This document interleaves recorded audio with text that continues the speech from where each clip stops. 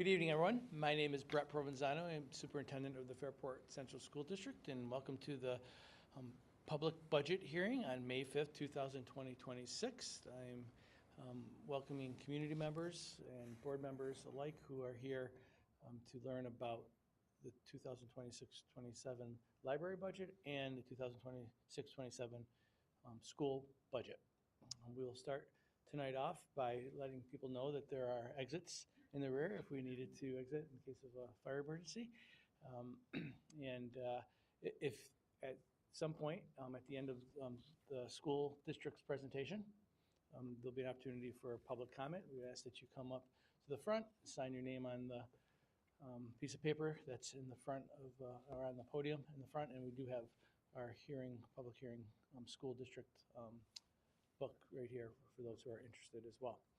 But without further ado, Mr. Carl Gavoy, who is the library public, the director of the public library here in Fairport. Carl. Perfect. Thank you, Brett, and thank you to the school district for giving us this opportunity to present our proposed budget for the 26-27 fiscal year. I also will be presenting some of the data from our annual report 2025 calendar year. So, like many government organizations, we've been seeing many ongoing and new challenges. The biggest that we face is the continued inflationary pressures on the library, vendor shortages. There's pricing increasing across the board. Trying to get vendors in to do any sort of facility work can be very difficult. Product shortages. I've mentioned before that the book vendors that we purchase our materials through, there used to be a number of them. Some of them have begun to close down and consolidate. Baker & Taylor was the biggest one hit. They've been around since just after the Civil War, and they closed up shop. So that's also placed some difficulties on us. The main sole vendor now is Ingram, and they've taken on a lot of ordering. So we've seen a lot of shipping delays and product delays coming into the library. Minimum wage increases continue to increase annually. This is the first year where the minimum wage increase for next year is an unknown. It will be determined in the fall, and it'll be based upon CPIW for the Northeast region. So we'll know where that minimum wage is.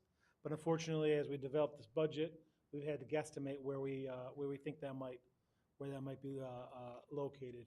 Healthcare and dental costs have continued to skyrocket, which has placed a pressure on the library's budget. Utility costs have increased. State-mandated retirement contributions have increased. Insurance costs have seen increases. Technology costs also, especially with chips, data centers, all of that. That's making purchasing new technology quite expensive. And of course, the biggest challenge we have is that these inflationary costs, these increases, are far greater than what the tax cap is.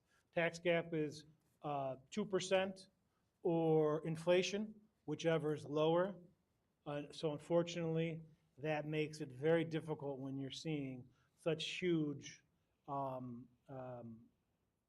increases, especially for a library district.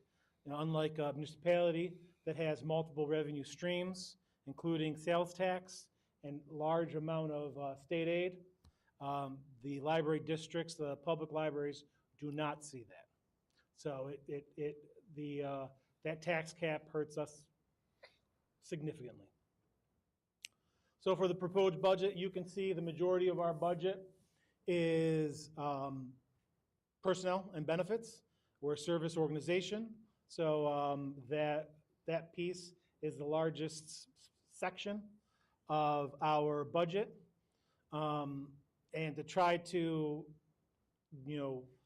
cut and stay within or under what the tax cap is, we've seen a shift of that percentage more and more towards benefits as we have eliminated positions at the library when individuals have retired left our service. Grand total for the proposed budget is 3.4 million. Less revenue sources and less appropriated fund balance, and you'll see that the proposed tax levy for 26-27 is 2.9. Last year it was 2.8. Historical budget expenditures, and you can see after COVID, with the inflation increasing as much as it has, how much those budget expenditures have skyrocketed. So this year, looking at cuts, looking at changes, we're able to keep the increase down to 67%.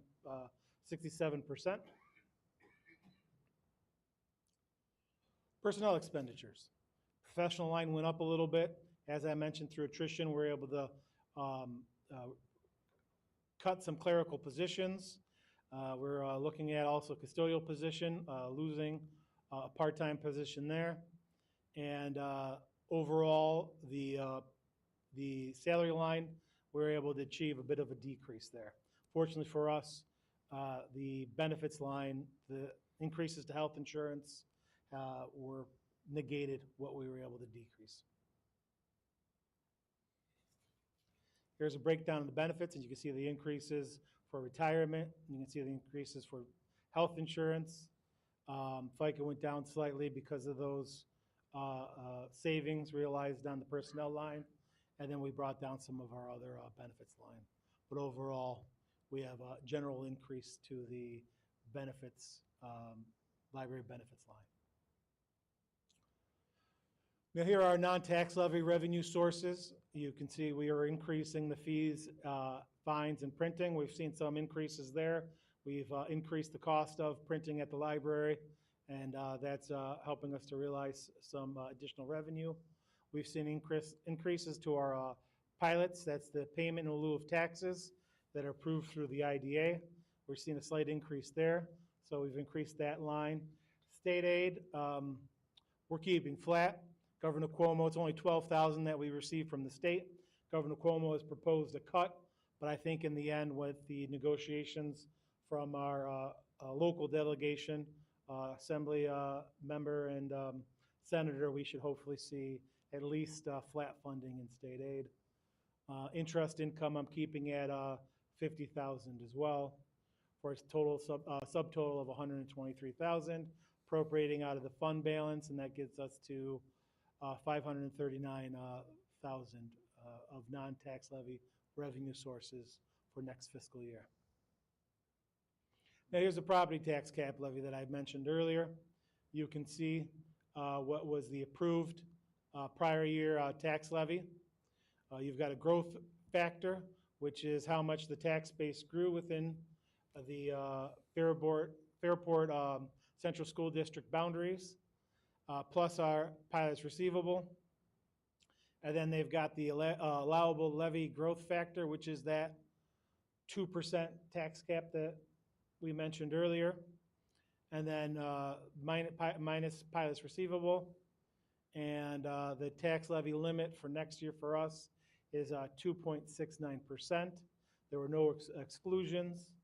So we are proposing a 2.69% increase to the tax levy, and that was that increase that I showed on the previous line. That's an increase of $77,000 to the tax levy. And here are the historical tax levy increases over the years. You'll see a number of years where we've kept it at zero, especially after COVID, especially after people were furloughed the last few years. Because of the increases catching up to us, we've been requesting increases to the tax levy. Here's our fund balance with the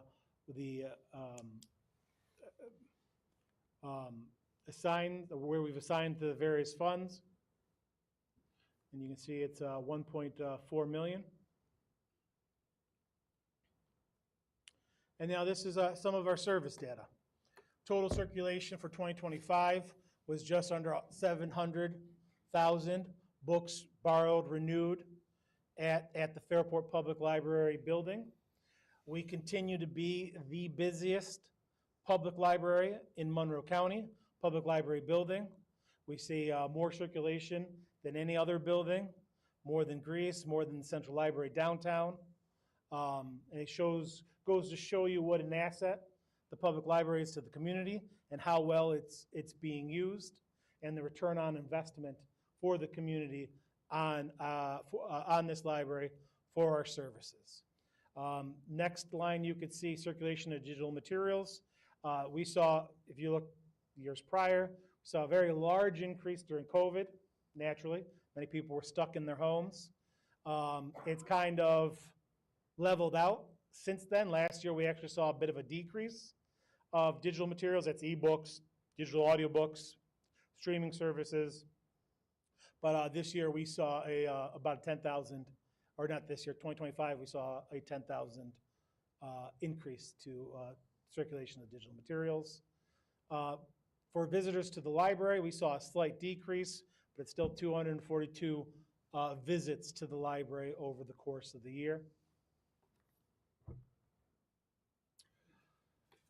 So 242,000 equates to about 88 visits per hour. It's a very busy library, a lot of people coming through the library.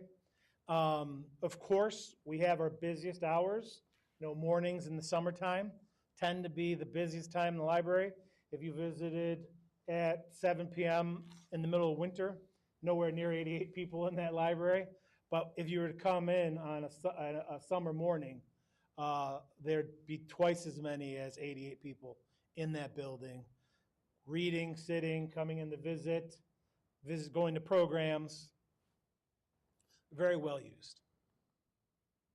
Total circulation, as I had mentioned, we're one of the busiest sites when it comes to circulation. We're the busiest site when it comes to circulation in the county for the Monroe County Library System. That equals 1,887 items a day that are checked out or renewed. And that's over 365 calendar, because when it comes to ebooks, when it comes to the digital audiobooks, you can do that from the comfort of your home. So for our programming data, you can see down the line, the early literacy programs are our story times. There are 486 of those programs that we did last year. Normally, we have, I think it's like 10 or 11 story times a week. We will be going into a hiatus. There are periods of time when we're busy doing where the children's library, not myself, children's librarians are busy doing other things.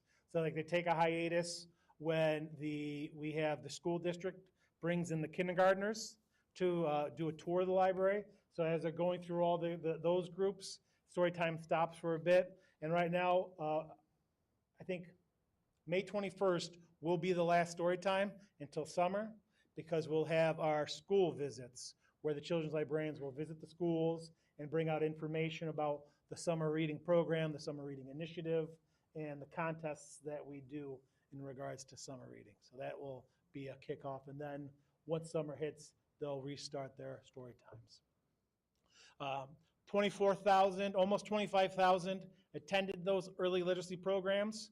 For just general children programming, we saw about 75 with 4,000 attendees for that.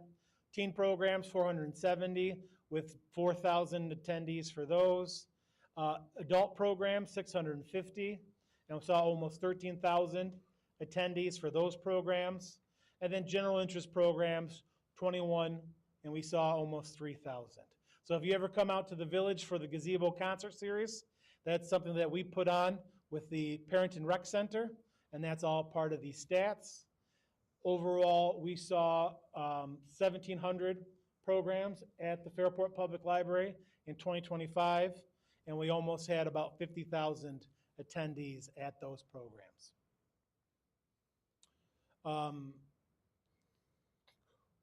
In general, we see on average about 29 attendees per program.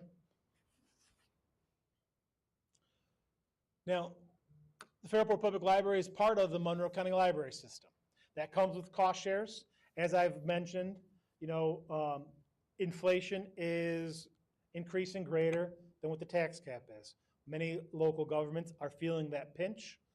We are going to probably see an increase, because the Monroe County Library System is feeling that pinch. We're going to see an increase to our cost shares. They're proposing a 5% increase on us for cost shares, but the benefits we get being part of the Monroe County Library System is tremendous. You know, they pay for the infrastructure, the fiber optics that come into the building. They are part of a consolidated cost-sharing economy of scale service. They deliver library materials between the libraries. So if you have a book from Webster, you don't have to drive up to Webster, return it, drop it off at Fairport, and it'll find its way back. We have the automation system. We have online catalog and circulation system. They will also deliver books from any library within the county to our library for you to pick up. They offer some online databases, digitized and electronic materials. If you've ever gone through their map collection, it's phenomenal, or their stone photo collection. And there is also, as I mentioned, that ability to share our collection. Our e-books are shared throughout the county, and we're able to utilize that shared service as well. And then you can see the cost for 1 year of library service for a property assessed at $200,000. And this is what your current assessment, not potential new assessments. So that's key. For a property currently assessed at $200,000. Next year, if this budget is passed, it'll be $167 for the library, which is about a $5 increase. And that tax rate was estimated based upon the 2025 tax roll. Next year, if those, once the new assessments go through, it'll probably be halved, probably be around 0.4 something. And this is my last slide here. I always like to explain what a school district public library is, because I know sometimes there's some confusion. We are completely separate from the school district. We have our own separate board, our board of trustees. They are elected. There will be one position that is being elected during this current cycle. We have a separate budget. We were found, the idea of a library here in Fairport was started in 1839 when voters approved $10 for purchasing a library. It wasn't much of a library, and it took a number of decades, and jumping around from little warehouse to little storefront until it finally, in the 1895, that the state chartered our library as a public library, and the school district gave over control of that library to the new Fairport Public Library Board of Trustees. We were one of the first, if not the first, library chartered in Monroe County. We were chartered before the New York Public Library in New York City with the lions out front. We were actually around before that. So that's something of note. We are the only school district public library in Monroe County. However, I haven't updated this. I don't know if there's more since then. As of when I created this slide a couple years ago, there were 163 school district public libraries across New York State. The bulk of them in Long Island. You've got Nassau has 33, Suffolk has 31. The OWL, the Ontario, Wyoming, Wayne, and Livingston Library System, they have 13, and Niagara has 8 school district public libraries. There's another district library that exists, special legislative districts. I don't know how many exist of those. And then municipal libraries that are run by the municipality. And that's it for me. That's a lot. Yeah. That's great. Carl, I'm always impressed with the depth of services that our public library gives and the amount of circulation. It doesn't surprise me that our community ranks the highest as far as the user-friendliness and the access to the library, because that's what we see in our schools too. Like, we see lots of participation, lots of people interested in what's happening And some of the stories that you're talking about will be heard and seen in our presentation as we move along. But our Thank you, Brett. budget, thank you, Carl. Our budget, it's just not an event. It just doesn't happen on a May 19th, which is our next budget interaction. I'm proud that there's over 14 interactions with our budget and our budget process. The board talks about the budget in July. We review goals in the early fall, and that helps us significantly. So I have to say thank you to our Board of Education, who makes it a priority to stay on task, because when we get these goals early, which we'll talk about in a second, that helps us stay focused and build it throughout the year and move through the budget season. As you can see this calendar, I won't be going over every parts of this, but parts of this budget presentation tonight, you'll be able to see on our YouTube channel, right? And you know, there's deeper conversations that we won't be getting into here. But if we wanted to, if community members who are viewing this on YouTube, those are available on our YouTube channel. You can see that here we are. Today is May 5th, public hearing, and May 19th, again, which we'll be talking about in a second, will be the opportunity for the annual budget and board elections. Purpose of this presentation is to review the budget process and goals, enrollment and sections that we'll be looking at in 2026-27, three-part budget, which includes the program, administration, and capital. Jeremy Nardone, our Assistant Superintendent for Business and Operations, who's done an amazing job owning the budget and developing the budget from ground zero, because you know, this was your first budget season here in Fairport. So I appreciate all the work that you've done here and the revenues and some voter propositions he'll be talking about in a little bit. But before I go any further, it starts with our goals. And I'm really proud of the goals. It's really focused on school improvement. And I think if we were building a budget, or if you had a school district, you'd want to have a district that talks about how do we maximize student learning? How do we make sure that students have access to our amazing and comprehensive student-centered programming, developing more opportunities to connect with our universal pre-K programming. We also talk about our facilities and how we need to upkeep them. It's really fascinating. Just before everyone was here, there were a bunch of teams throughout the county playing unified basketball, and we have students participating. Families were here, student athletes were here, multiple different districts. Right now there's a flag football game happening. That's impressive in this weather. I guess it's pretty bad. And there'll be fans out there, and there are our elementary students are practicing for their concert band tomorrow. So I mean, our facilities are always in use, but we need to invest in them, and the board has made that a budget goal as well. And this year more than ever, we're talking about fiscal sustainability is at the forefront of the budget process, making sure that we're transparent and being fiscally responsible. Before I go any further, I just want to say again, thank you to our board, thank you to our administrative team, to Jeremy and his team, to our staff who came to many different budget forums, community members who are here tonight who show interest. We really believe that this is a really sound budget. It's going to give our students the same opportunities that they've had in previous years, but it was a different budget season. As Carl was saying, staffing and employee benefits, we are a people-driven organization. We believe it's important that we put professionals in front of our children. And just like in the United States today, in our nation, where we're struggling with healthcare, we're struggling with healthcare. I always say our schools are a reflection of society. When our nation is struggling with healthcare, those costs, the affordability factors that influence it, significantly increase our costs as well, which we'll be talking about in a little bit.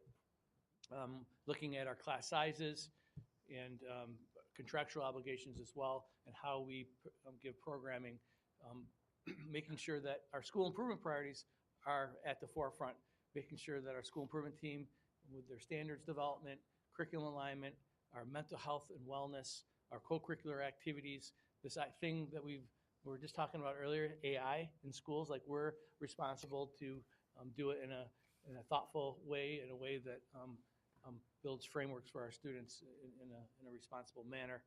Safety and security is a factor that influences our budget.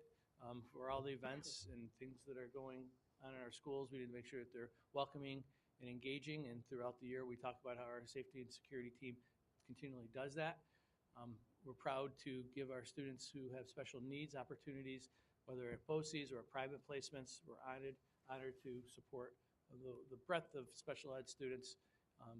Again, instructional software programming and equipment and supply costs. If you go to get gas, you know what that looks like at the gas pump. If you go to Wegmans, you know how prices escalated there too. Well, that just gets passed on to us, and so those are influences. Those are factors that influence our budget. The revenue side, we're going to be talking a bit about foundation aid, which is one of our greater sources of revenue. We're going to get 1%.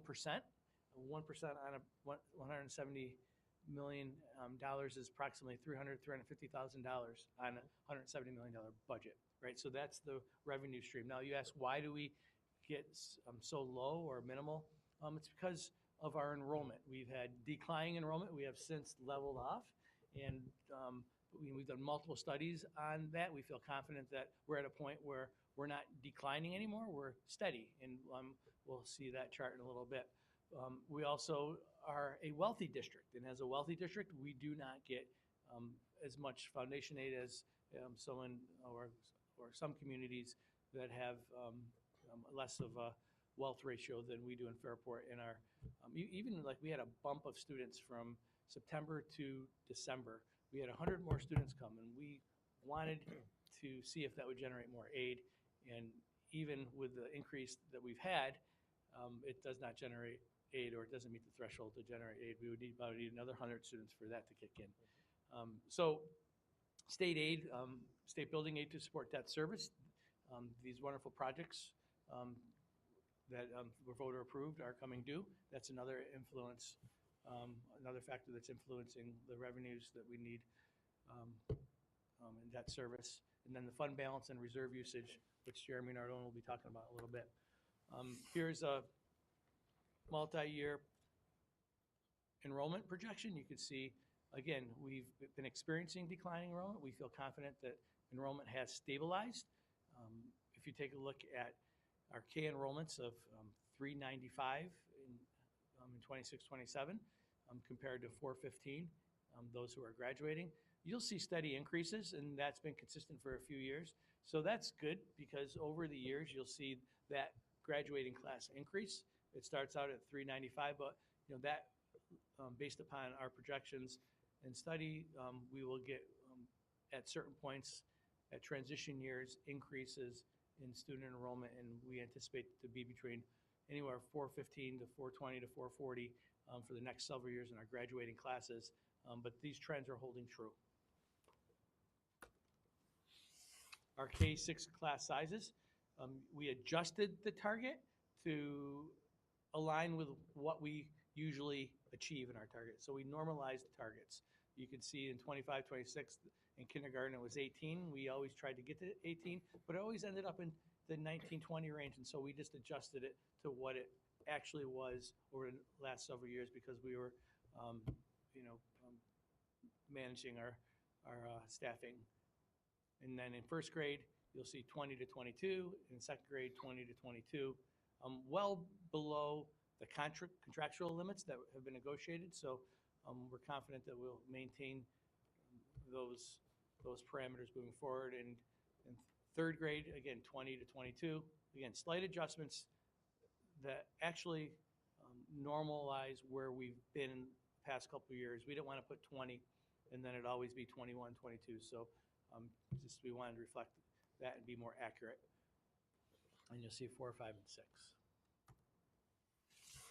Overall, you'll see that in 26, 27, because of the factors that I talked about with sections and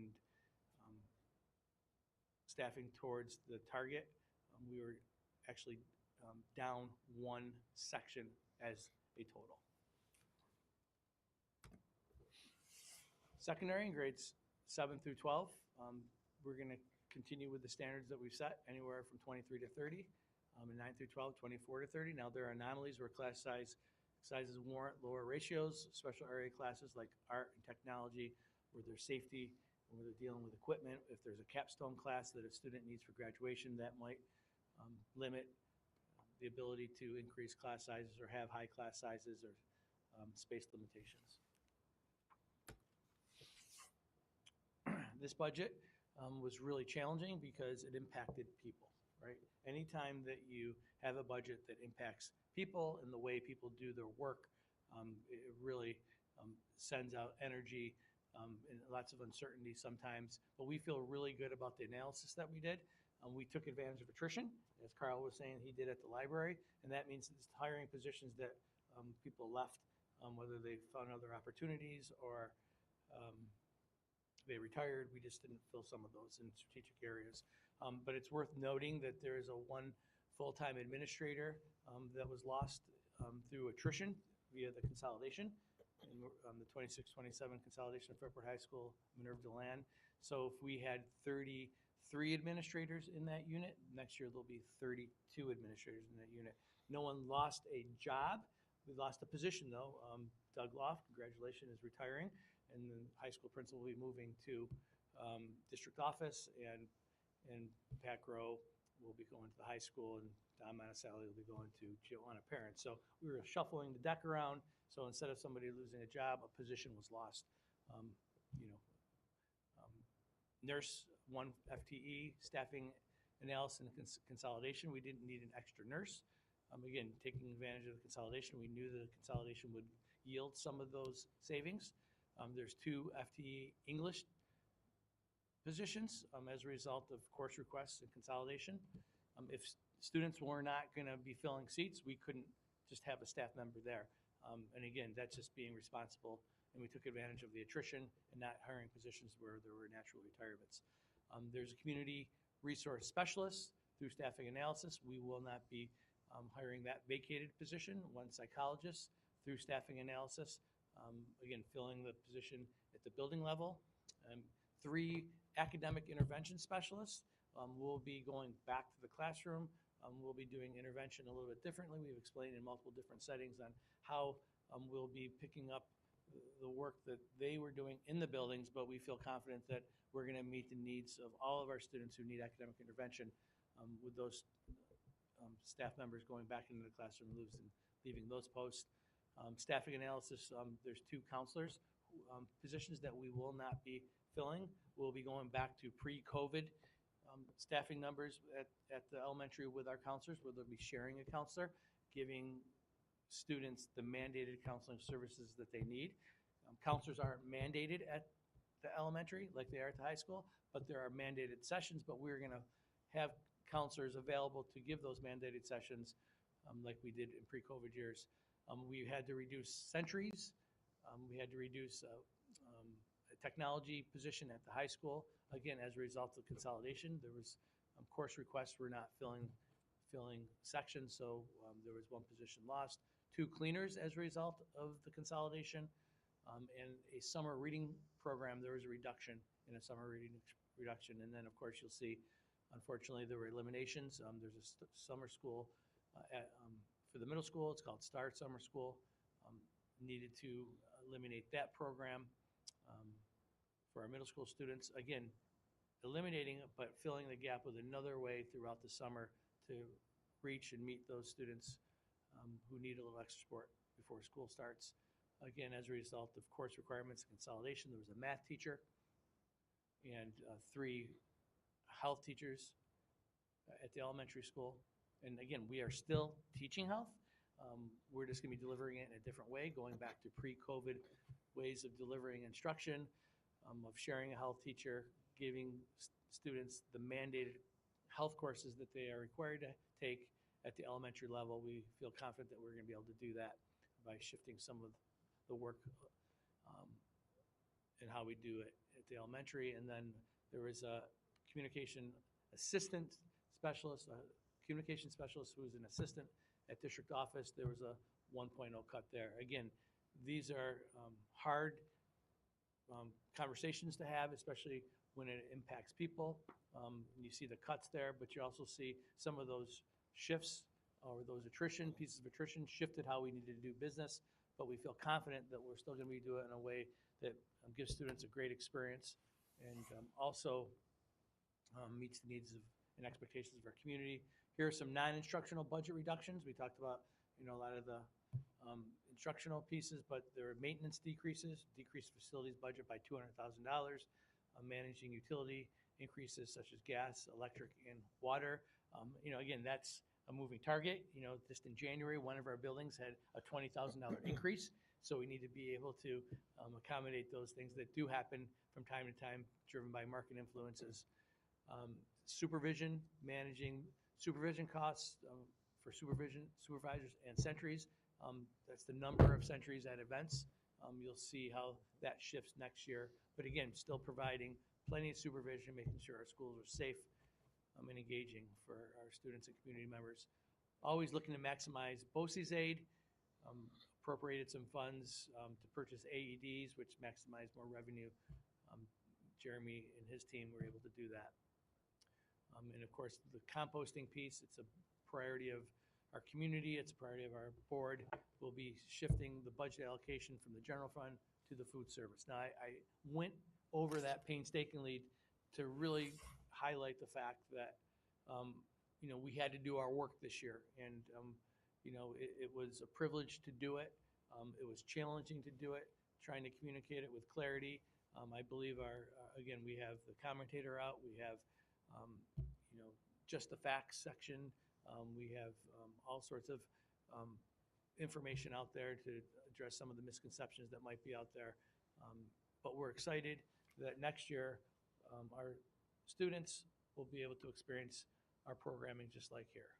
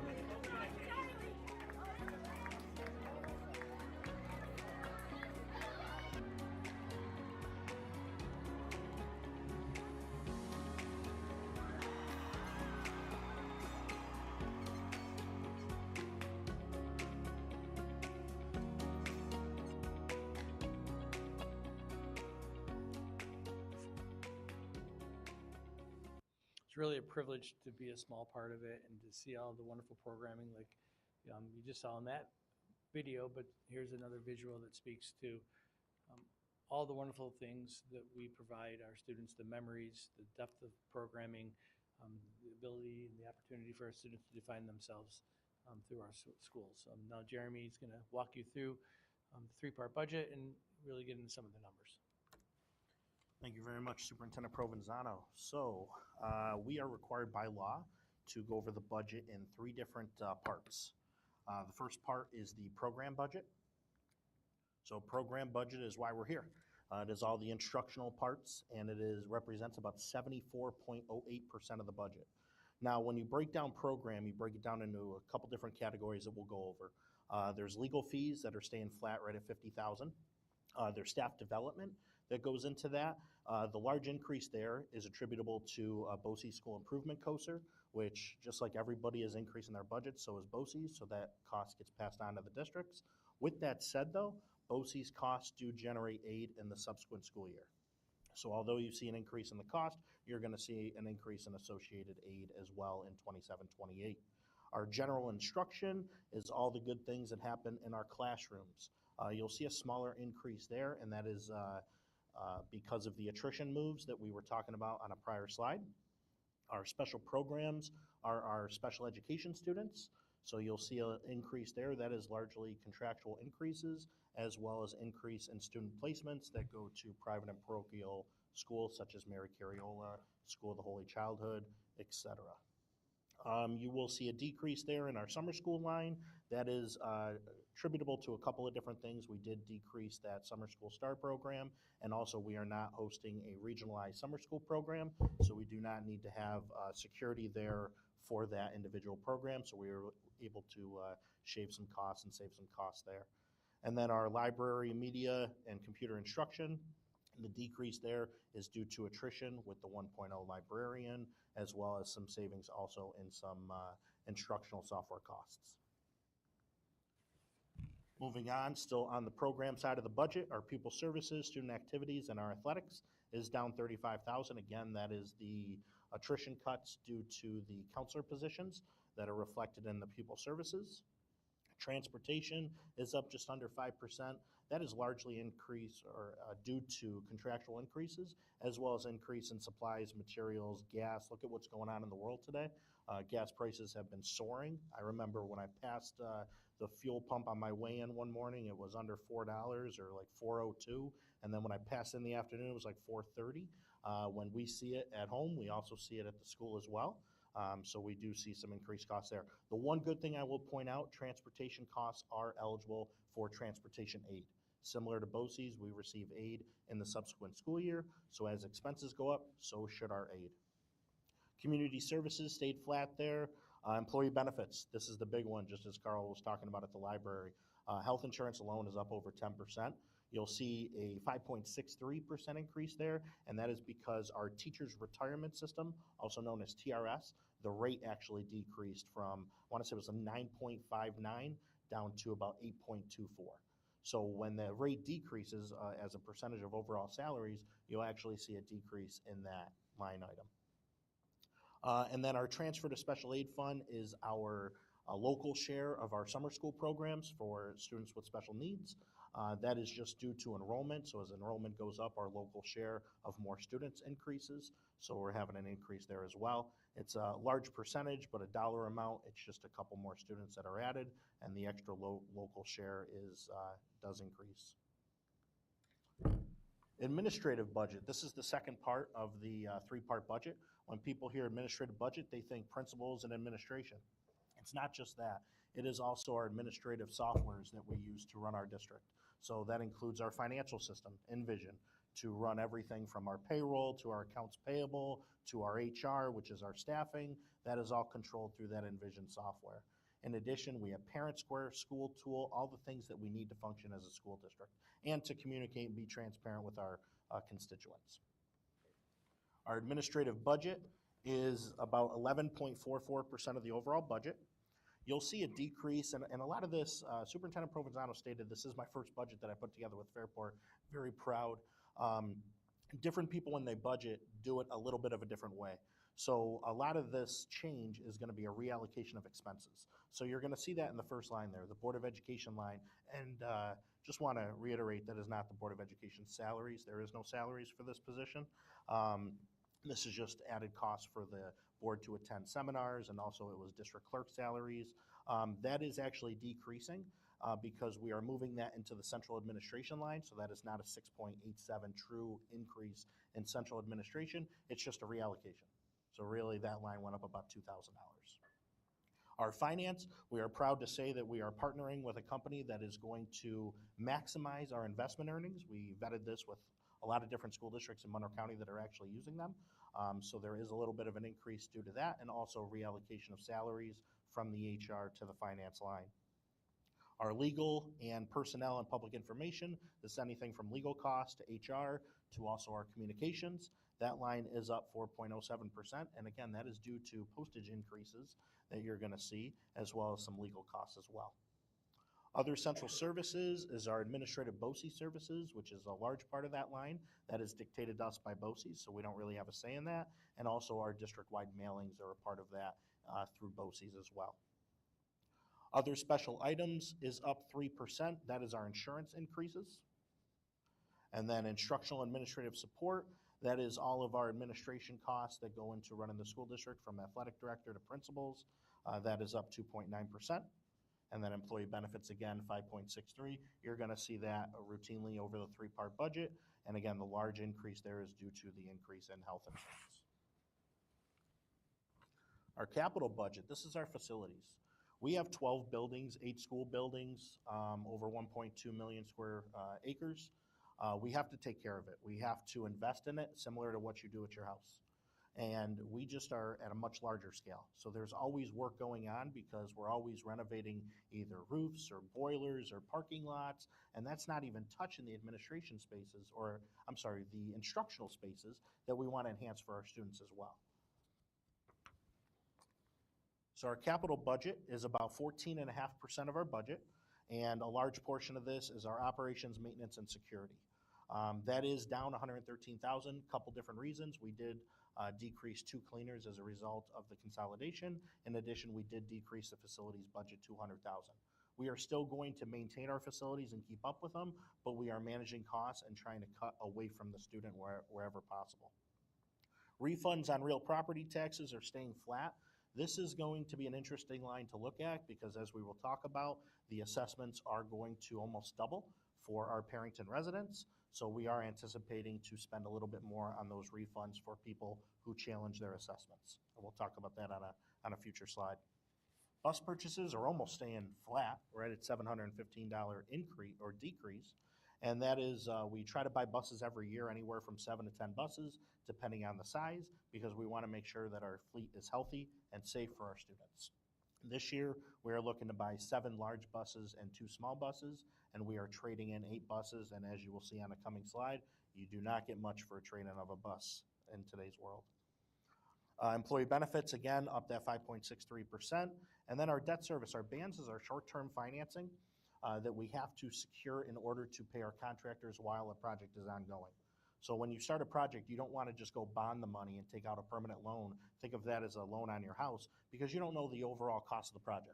You're just starting it. There's going to be change orders, whether it's an increase or a decrease to the project as you go through it. So you want to do the short-term financing to pay your contractors and your architect and construction managers. And then once you know the total cost, then you go to permanent financing, which is right below that in the interfund transfers on our debt. There is a large increase there, but the increase is going to be offset with an increase in building aid that we will see on the revenue side. So roughly 70 to 72 cents on the dollar comes back in terms of building aid. So that is what we see on the revenue side as well. This is our bus purchases. So you'll see the total cost of our buses, $1.8 million, less our wonderful trade-in of $13,750 for the buses. Those buses I hear go south, and then don't worry, they strip the name off of them, so you don't even know they're Fairport buses. So the total net cost is just under $1.8 million, and then we are going to ask the community to allow us to use $185,000 out of our capital bus purchase reserve in order to pay for it, and that makes the net cost, which is what you see in the budget, just over $1.6 million. And total expenditures in a 3-part form. You'll see program there is up 3.28%, administrative 5.93%, and again, a lot of that is related to the administrative softwares that we are seeing through BOCES and also the administrative costs that go along with it. And then a 7.58% increase to capital as well. Total overall increase of the budget, 4.18% from one year to another. And again, if you look at that, almost 1.7 million out of that 6.9 was related to just debt service alone. On the revenue side, as Superintendent Provenzano said, we are stated to get 1% in foundation aid. On a $172 million budget, we are going to get an extra $326,000 in our major aid revenue source. It is not keeping up with inflation, to say the least, but we will take whatever we can get. We are hoping that it comes in at 2%, but there's no guarantee for it, so we need to make sure we build a budget on a guarantee, and that is at the 1%.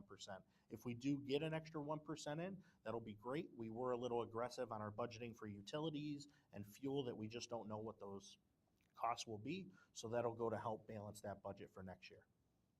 Our transportation, BOCES, and building aid, you'll see the large increase there. A lot of that is the building aid that is offset by the debt.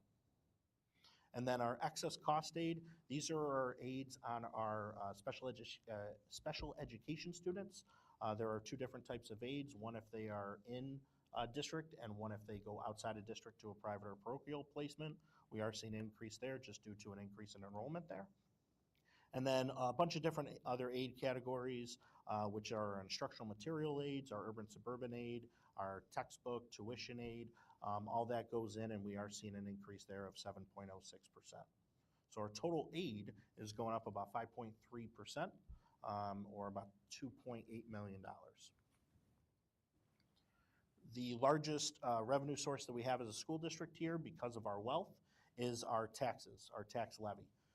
We will talk about this when we get to a future slide about the increase in assessments, but please note, I'm going to say it multiple times, we do not receive extra money as the school district if your assessment doubles, and we will talk about that going forward. This is our wonderful tax cap formula. It's like a 14-step formula. A lot of people think it's 2%, and they'll say, hey, if you go out over 2%, you're overriding the tax cap. That's not true. It's one part of the formula. It's actually right in the middle there. It's very tough to see. It's also known as the allowable levy growth factor. If that is greater than 2%, you're capped at 2%. If it is under 2%, you take whatever it is as if it was under 2%. This year, I believe it was 2.63, so we're capped at 2%. So think about that. The state is saying inflation is 2.63%, but they're only allowing us to go up 2. So it doesn't really go hand in hand, but again, we'll take whatever we can get. When you look at the overall formula, it's our max cap is 3.3%, or just under $3 million, and that is what the recommended levy will be. And again, it is within our tax cap formula. Here is our tax rate projection. I'm going to do it a little bit differently than Carl did it for the library, just to show, because I have gotten this question. People think their assessments are going to double. You've probably gotten those early assessment notifications in the mail, and it's going to show that your assessment might go from $300,000 to $550,000. People have called me and they have said, are you getting double the money? That is not true. So how the taxes work is it's all part of equalization rates. The equalization rate at Perrington, for the town of Perrington, was right around 57%, but let's use 50% just to make it easy math here. That means that if your house is assessed, if your house can sell on the open market at $400,000, that's what the fair market value is of your home. It's actually being taxed on as if it was assessed at $200,000. So the tax rate has to be almost double what it really should be, because you're being taxed on a lower assessed value. When the assessment's almost double, we are anticipating that the tax rate will almost be cut in half. And again, we have to be cautious because we don't know if the town wants to get to 100% equalization rate. It's not the town's choice. It's actually up to the state. So we are anticipating, and these numbers are based on anticipations, that the town does get to 100% equalization rate. We will see that the tax rate will actually drop from $25.50 per thousand to about $13.76 per thousand. So what that means is if you had a $200,000 assessed home this year and you were paying $25.50 per thousand, you were paying a total of $5,100 in your school taxes. If your assessment were to increase to $370,640, with the tax rate being at $13.76, you will pay the same amount. So if your assessment goes up more than that, you will see an increase in your school taxes. If your assessment goes up less than that, you might actually see a decrease in your school taxes. It's all dependent on how much yours goes up in average with the community around you. And that's what equalization rate does. It redistributes the tax basis to everybody in the community. The school district still only collects our levy. We do not collect any more money. That is very confusing. If anybody needs more information on that, please reach out to the superintendent. Myself will love to explain it to you. Here is our projected revenue. So again, the property tax is there. We're looking at a 3.3% increase. Our payments in lieu of taxes, which is actually our pilot agreements that Carl spoke about with the library, we are actually seeing an increase there because the Evergreen East is actually increasing in how many units they're renting out.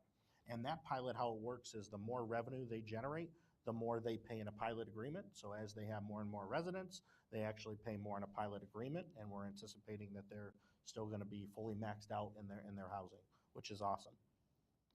Sales tax and other is an increase there of $939,000. This is where we're going to see a rental of our Minerva DeLand School that is going to be consolidated. We actually are renting it out to BOCES and charging some money. So some of that increase is attributable to what we are seeing in rental income.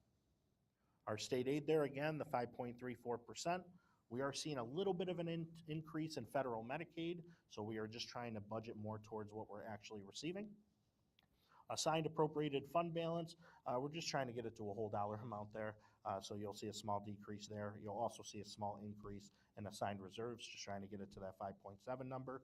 And then the transfer from debt service is how much we're taking out of our savings account to pay for our debt. And that is going down, and that's all related to the tax cap formula and what you see there. It's one of the components. So overall, your revenues have to equal your expenses. You're seeing a 4.1% increase on the revenue side as well. This shows you our history of fund balance and reserves utilization in terms of a budgetary approach. So you'll see in 26-27, we're a little bit lower than what we were in 25-26, and that is mainly because of our decrease in our reliance from our transfer from our debt service. Everything else is pretty much on par with what we've seen in the prior year. Auditors love to see this amount between 4 and 6% of our budget. We're at 6.2. A little high, but it's not bad. No cause for concern, but definitely something that we are watching as a school district.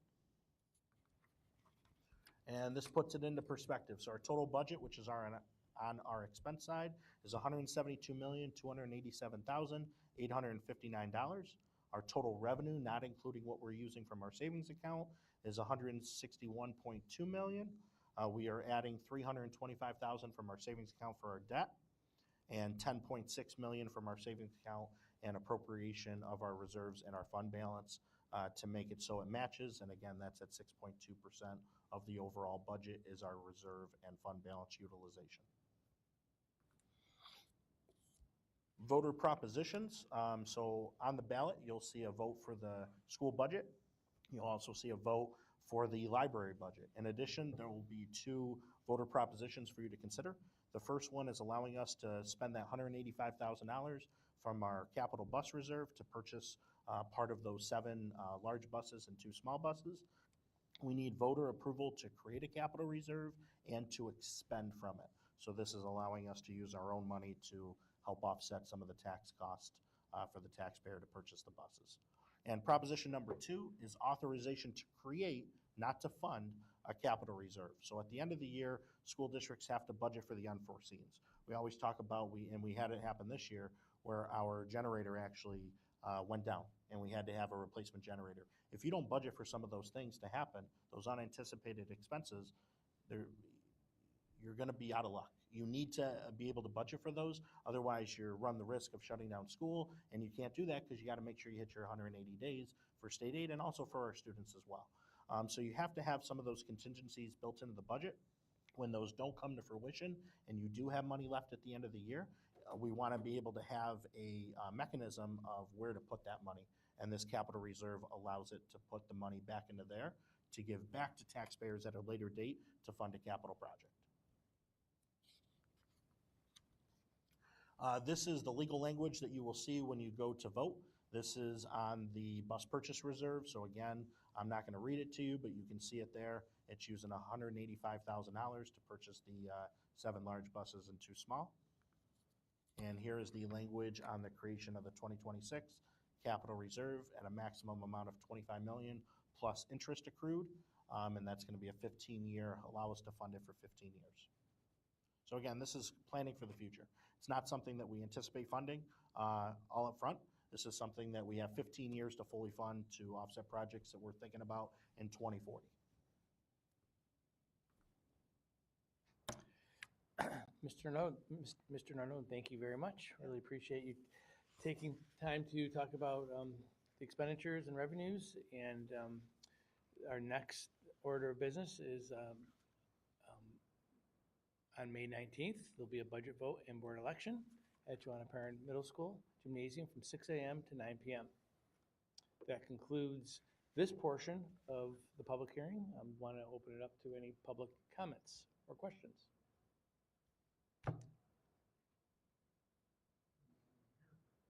You might, there's a green button there. You want to touch it? Make sure it's yeah. There you go. State your name and your yeah. My name is Rick Sakata. I live at 61 Park Circle Drive, which is right across 250 from 3 schools in the village.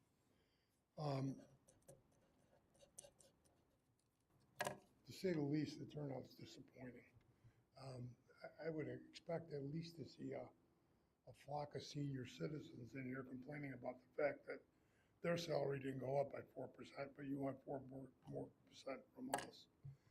I will say that having lived through operating plan procedures for 42 years at Xerox, I didn't enjoy it. Just a couple of comments. My first comment would be the commentator is really well done. A lot of good information in there, but it's not built for me. I want to know what you're doing to save money. There's not a word in there, not a line item in there. You gave me a slide that showed some people that are cutting back due to attrition, retirement, or whatever. But there's other things I know you're doing to save money.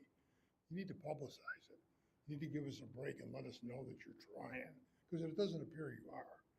I mean, for a couple of years, you had a declining population, and you were still asking for 3 or 4%. You got to look at things from my perspective. And I'm well off as compared to most retired people.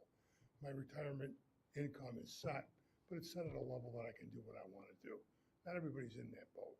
There are people literally having to do a lot less than what they used to be able to do just a couple years ago. The other thing, we had a conversation prior to the meeting about school buses. Being that close to the school, I mean, I see dozens and dozens of buses go by. What's most distressing are the ones that are pulling in to drop kids off with literally 4 or 5 kids on them. That bus goes by 30 stops and picks up 4 kids and probably does it every day. And I don't know legally what you can do. I did mention that I know of a district where school buses stops are done by subscription. And if you don't sign up, they don't stop ever, all year. The kid either gets to school on their own or you're signed up to take them. And what they do is if you don't want the bus to stop, your school taxes get reduced by $2,000. Most people find that attractive. They've been able to do away with most big buses. They do mini buses and in some cases, mini vans. The cost has got to be tremendously different. Those gas guzzlers take up a lot of room. They take up a lot of room on the road. If you live that close to the school, it isn't the traffic that bothers me. I mean, it's an hour in the morning and an hour in the evening, and I can work around that. I got other ways to get in and out of my street. But it bothers me to see so few kids on that monstrosity. We got to find a better way. There's got to be a better way. And I don't know legally what you can do with the state. I don't know if a subscription is possible. But we need to think out of the box. We got to do something different. Sometime if you have the time, pick a school down there and stand in front of it and watch those buses drop kids off. A dozen, some 4, some 5. Once in a while, because I've done it, once in a while you see a bus with 12 kids. That's about it. That's like a full bus.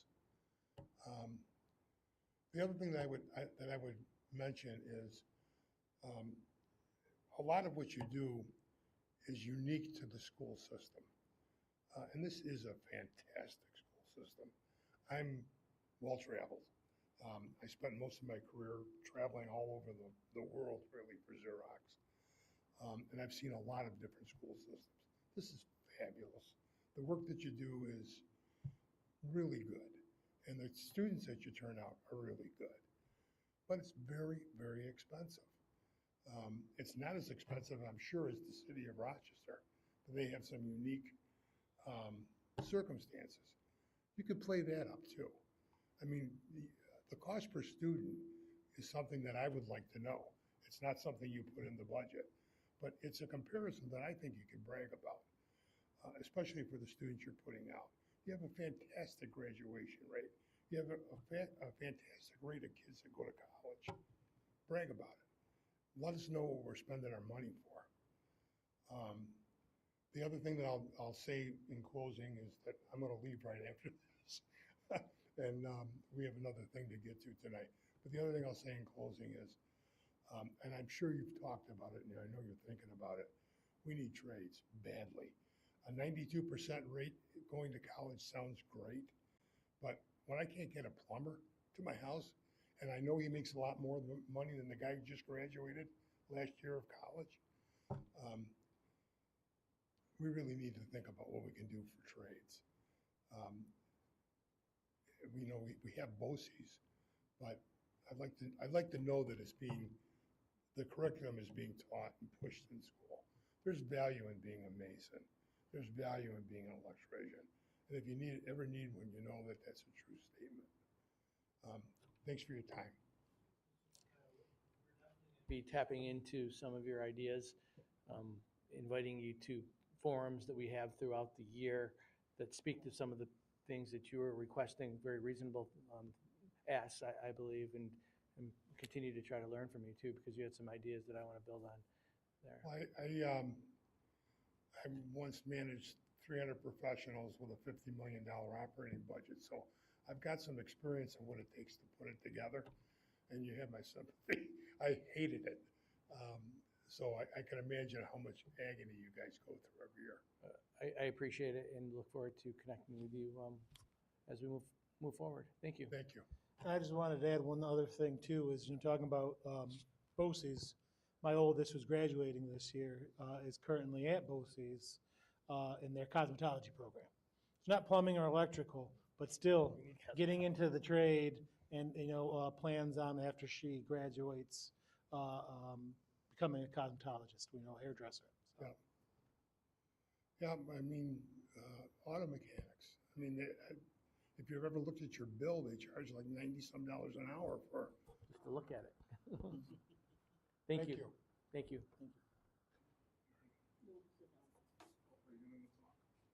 Any other comments? Mary, are you good? No, I'm good. All right. Thank you. Have a good evening and look forward to seeing everybody out on May 19th for the budget vote and board elections at Joanna Perrin Middle School, gymnasium from 6 a.m. to 9 p.m. Have a good evening.